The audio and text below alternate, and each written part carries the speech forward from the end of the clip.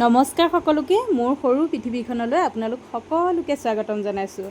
আৰু আজি আমাৰ দুপৰীয়া সাজত কি আছিলে চাওঁ বলক। এবিধে বনাইছোঁ। আজি একদম বনাবলৈ মন নাছিলে, তথাপিও অকণমান লোকেল মুৰ্গী আছিলে, সেইকাৰণে ভাবিলোঁ কিবা এটা ৰেচিপি বনাওঁ, আপোনালোকৰ লগতো শ্বেয়াৰ কৰোঁ। আৰু এয়া মাংস লৈছোঁ, লগতে আদা, নহৰু, পিঁয়াজ, আলু আৰু এয়া দেখিছেনে ক'লা কচু। এইখিনি ঘৰৰ পৰা দি পঠিওৱা আছিলে, মানে বায়ে দিছিলে। তাৰপিছত আৰু ভাবিলোঁ এনেদৰে লোকেল মুৰ্গীকে বনাওঁ, ভাল লাগিব খাই। এয়া তেলতে অকণমান পাঁচফোৰণ দিছোঁ, তেল একেবাৰে কমকৈ দিছোঁ। আৰু তাতে আদা, নহৰু, পিঁয়াজ দিলোঁ। এইখিনি ওপৰতে আকৌ হালধি আৰু নিমখো দি দিছোঁ। আৰু এতিয়া এইখিনি ভালদৰে অকণমান লৰাই ল'লোঁ। তাৰপিছত দিছোঁ জিৰা আৰু ধনিয়া। আৰু মই গোটা জিৰা, গোটা ধনিয়া কিনি আনি সেইখিনি মই মিক্সিত মাৰি গুড়ি কৰি লওঁ। পেকেটৰ মছলাখিনি খুব কমকৈ দিওঁ।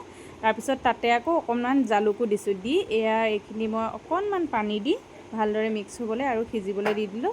সেইখিনি সিজাৰ পাছত এটা বিলাহী কাটি দিলোঁ। তাৰপিছত অলপমান লৰাই বগৰাই এতিয়া মাংসখিনি দি দিছোঁ। আৰু মাংসখিনিও ভালদৰে ভাজি ল'লোঁ।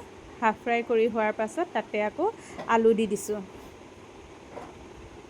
আৰু আপোনালোকে এনেদৰে খায়নে? এইটো দহি কচু বুলিয়ে কয় চাগে, মই বিশেষ নাজানো। তাৰপিছত ঢাকোনখন মাৰি দিলোঁ আৰু হৈছে আৰু এতিয়া ইয়াতে কাটি থৈ দিয়া কচুখিনি দি দিছোঁ। আৰু এইখিনি অকণমান লৰাই বগৰাই একদম কম জুইত দেৰিলৈকে ঢাকোন লগাই থৈ দিম। আৰু আজি আমাৰ দুপৰীয়া সাজত অকল এইখিনিয়ে বনাইছোঁ, বিশেষ আৰু বেছি একো বনোৱা নাই।